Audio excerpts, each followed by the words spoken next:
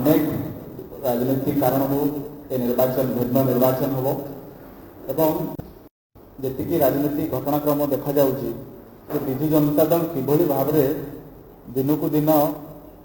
अकल पड़ुछि आ अड़ुआर फसुछि तार अनेक प्रमाण आपण देखुंट। आप जानते 5T जोटा कि राज्य सरकार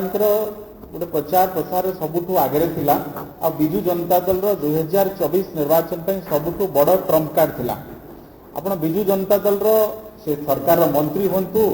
तांकर मुखपात्र हंतु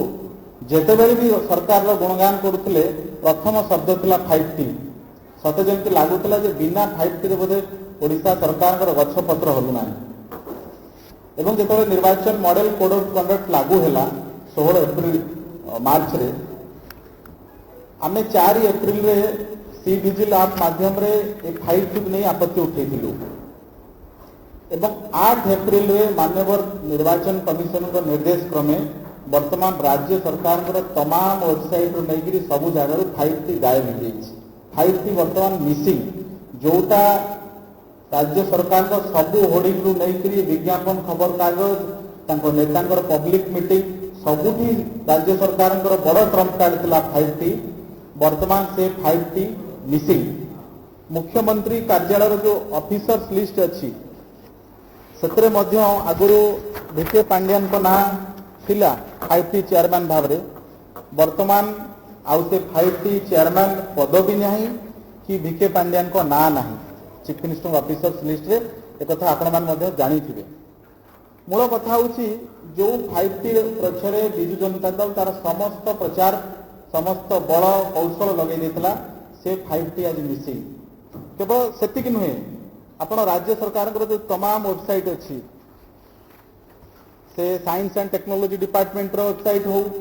हायर एजुकेशन डिपार्टमेंट वेबसाइट हो हेल्थ डिपार्टमेंट वेबसाइट हो कौटी आ 5T विजन बोली किसी ना सबुठी 5T विजन को उड़े दि जाए। तो यहीटा दर्शाऊँ जे 5T गोटे अगणतांत्रिक व्यवस्था थिला यहाँ गोटे राजनीतिक कार्यक्रम थिला जहाँ निर्वाचन कमिशनर एक राजनीतिक कार्यक्रम भाव में परिलक्षित कले और कार्यानुष्ठान नेले। जिते सारा राज्य में ओडिया लोकों मन में 5T को नहीं गोटे बड़ प्रतिक्रिया थिला जे 5T टा कौन राज्य में एत मंत्रिमंडल अच्छा विधायक अच्छा सरपंच रू नहीं सांसद पर्यंत एत लोक प्रतिनिधि अच्छा किंतु 5T आड़ में गोटे अगणतांत्रिक शासन व्यवस्था गोटे ब्यूरोक्रेटिक व्यवस्था को लदी दिया होता।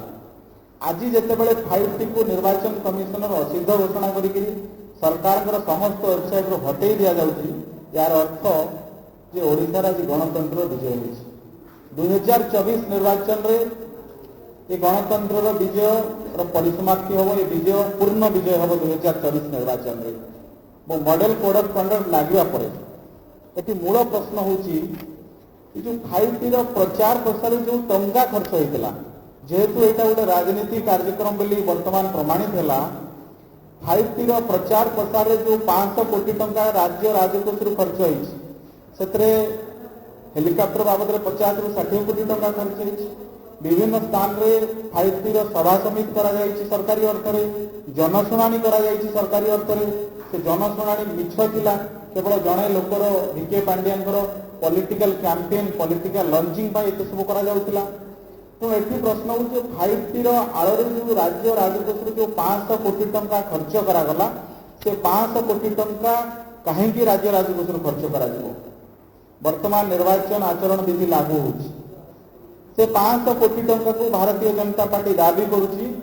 को विजु जनता दल निर्वाचनी खर्च रे आड करा जाऊ विजु जनता दल जो निर्वाचनी खर्च हम 5T पूरा प्रचार जो 500 कोटी खर्च होती विजु जनता दल निर्वाचनी खर्च रे सामिल करा जाऊ अथवा विजु जनता दल ठारू आपको आदाय करी राज्य राजकोष को भरणा करा जाऊ यहाँ भारतीय जनता पार्टी दाबी कारण 5T द्वारा ओडिशा लोक किसी लाभ होनी। आउ गोटे कथा ये 5T होता कौन ओडिशा रे खनि दुर्नीति चिटफंड दुर्नीति धान किणा दुर्नीति एमती हजार हजार दुर्नीति पर लगुच 5T हूँ बोध हुए चलित दशंधि आउ गोटे बड़ मेगा दुर्नीति ପାଖାପାଖି 40,000 କୋଟି ଟଙ୍କାର ଘୋଟାଲା ହେଇଛି 5T ପରିକ୍ରମା ବା 5T ପ୍ରକଳ୍ପର ବିଭିନ୍ନ ଜାଗାରେ ଯେଉଁ ଯୋଜନା ମାନଙ୍କ ମାଧ୍ୟମରେ କେବଳ ସ୍କୁଲରେ ରଙ୍ଗ ମାରିକି 5,000 କୋଟି ଟଙ୍କା ଖର୍ଚ୍ଚ ହେଇଛି। ନେଲିଆ ଲାଲିଆ ରଙ୍ଗ ଗ୍ରୀନ କଲର ରଙ୍ଗ କରିକି 5,000 କୋଟି ଟଙ୍କା ଖର୍ଚ୍ଚ ହେଇଛି। ଆମ ଓଡ଼ିଶା ନବୀନ ଓଡ଼ିଶାରେ ଯେଉଁ 4,000 କୋଟି ଟଙ୍କା ସରକାର ଘୋଷଣା କଲେ ଦିଆଗଲା ପଇସା ଆପର୍ଯ୍ୟନ୍ତ 10% ପ୍ରକଳ୍ପ କୋଉଠି ବି ସମାପ୍ତି ହେଇନି। ଲକ୍ଷ୍ମୀ ବସ୍ ଆଉ ଗୋଟେ ଘୋଟାଲା, ସେଥିରେ ମଧ୍ୟ ଘୋଟାଲା ହେଇଛି। ମାଣ୍ଡିଆ ମିଶନ, ଓଡ଼ିଶାର ମାଣ୍ଡିଆ ପ୍ରଡକ୍ସନ ବଢିଲା ନାହିଁ। ଦେଶର ମାତ୍ର 1% ମାଣ୍ଡିଆ ପ୍ରଡକ୍ସନ ଆମେ କରୁଛୁ, 1% ରୁ କମ୍ ବି କରୁଛୁ, କିନ୍ତୁ ମାଣ୍ଡିଆ ମିଶନ ନାଁରେ 2200 କୋଟି ଟଙ୍କା ଖର୍ଚ୍ଚ ହେଇଛି। ଏସବୁ ହେଉଛି 5T ଘୋଟାଲା। ଏମିତି ହିସାବ ହେଲେ ପାଖାପାଖି 40,000 କୋଟି ଟଙ୍କାରେ 5T ଆସିବା ପରେ ଘୋଟାଲା ହେଇଛି। ଏ 5T ସ୍କାମ ଉପରେ ତଦନ୍ତ ହେବାର ଆବଶ୍ୟକତା ରହିଛି। ଏବଂ ଯେହେତୁ ଓଡ଼ିଶାର ଗୋଟେ ଅଗଣତାନ୍ତ୍ରିକ ବ୍ୟବସ୍ଥା ଚାଲିଥିଲା 5T ନାଁରେ, ବର୍ତ୍ତମାନ ନିର୍ବାଚନ କମିଶନ ତାକୁ ଅସିଦ୍ଧ କରିବା ପରେ ଏକଥା ସାମ୍ନାକୁ ଆସିଛି। ଏବଂ ଏ 5T ନାଁରେ କ୍ରମାଗତ ଭାବରେ ବିଗତ ଦିନମାନଙ୍କରେ ୱାର୍ଡ ମେମ୍ବରରୁ ନେଇକରି ସାଂସଦ ପର୍ଯ୍ୟନ୍ତ ସମସ୍ତଙ୍କର ଗଣତାନ୍ତ୍ରିକ ଅଧିକାରକୁ ଖନନ କରାଯାଇଛି। ମୁଖ୍ୟମନ୍ତ୍ରୀ ଓଡ଼ିଶାରେ ଯେଉଁ ଗୋଟେ ଅଗଣତାନ୍ତ୍ରିକ ଶାସନ ବ୍ୟବସ୍ଥାକୁ ଲାଗୁ କରିକିରି ପୁରା ସମ୍ବିଧାନକୁ ଦଳି ଚକଟି ଦେଇଥିଲେ। 5T ନାଁରେ ଓଡ଼ିଶାର ସବୁ ଯେଉଁମାନେ ଜନପ୍ରତିନିଧି ଅଛନ୍ତି, ନିର୍ବାଚିତ ଜନପ୍ରତିନିଧି, ସେମାନଙ୍କର କ୍ଷମତାକୁ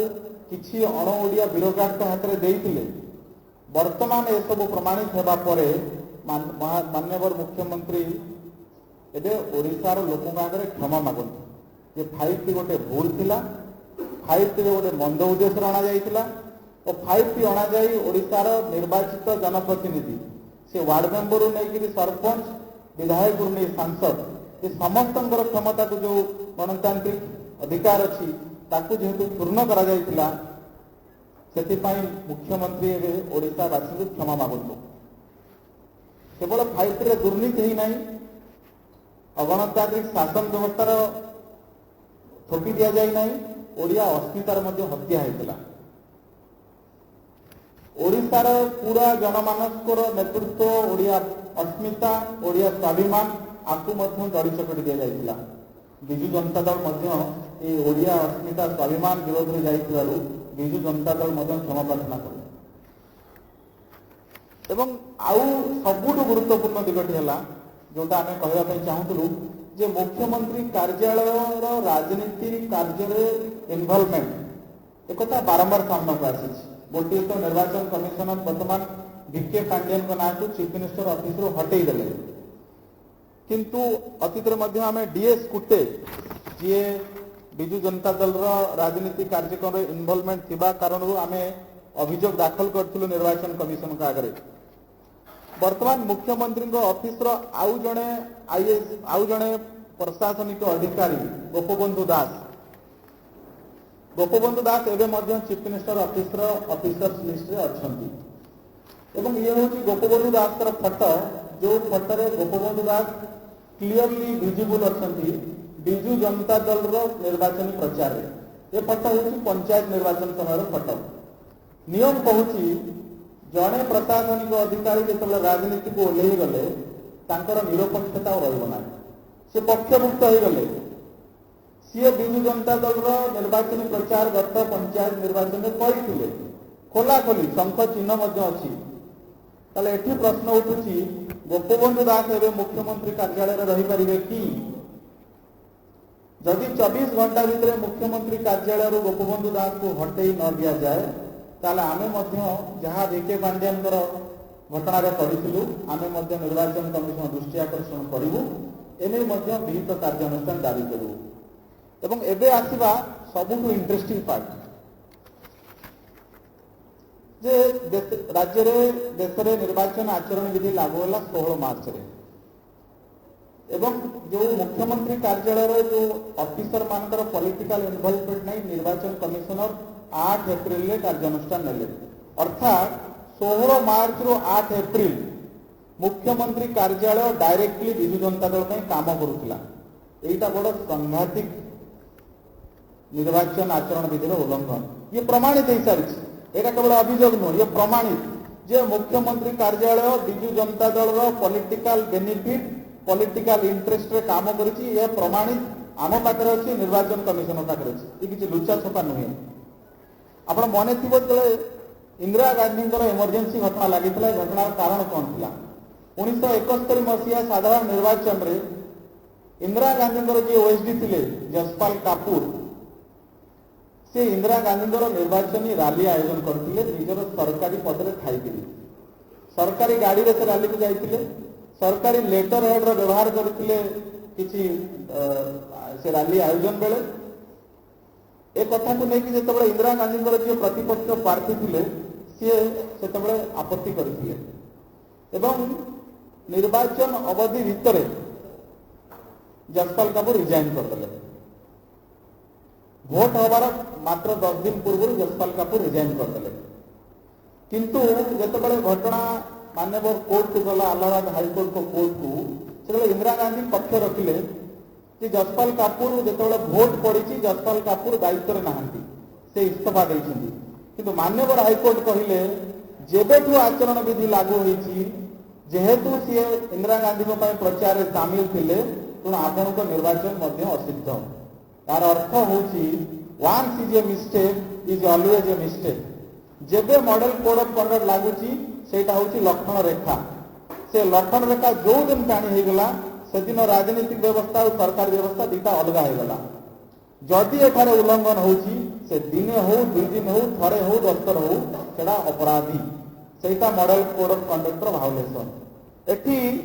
वर्तमान ये 5T चेयरमैन जी पॉलिटिकल इनवॉल्वमेंट आउ 16 मार्च पर से मुख्यमंत्री कार्यालय में आसी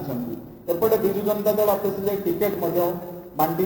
टिकेट चयन में भाग नहीं तेणु जितेबाला भिके पांड्यान एपटे मुख्यमंत्री कार्यालय आसिक सरकारी काम करपटे विजु जनता दल ऑफिस टिकेट बांटी वर्तमान पूरा विजु जनता दल आमर मुख्यमंत्री समस्ते काठगड़ा जेहेतु आम पाखे गोटे प्रमाण अच्छी जसपाल कापुर और इंदिरा गांधी एपिसोड जहाँ परवर्ती समय देश में इमरजेंसी लागू करेगा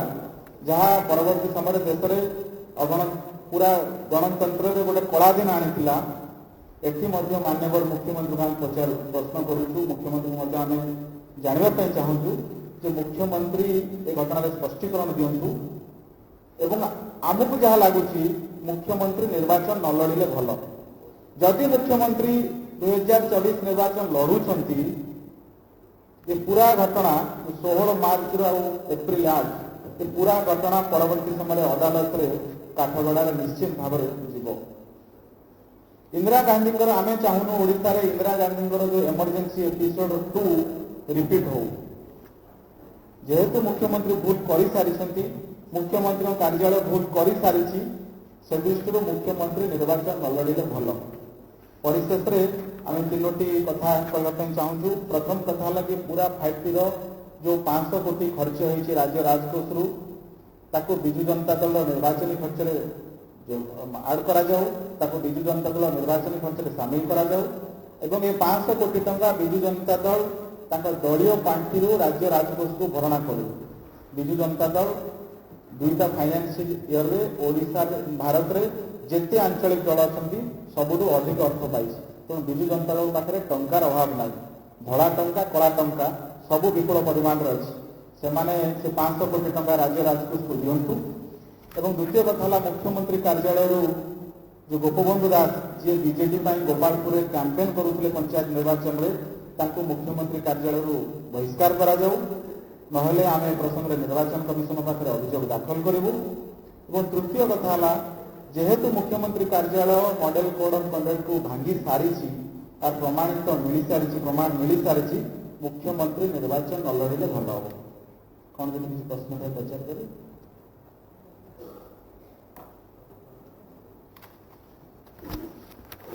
धन्यवाद हो बहुत बहुत धन्यवाद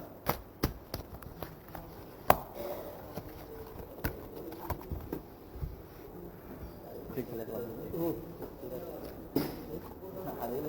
है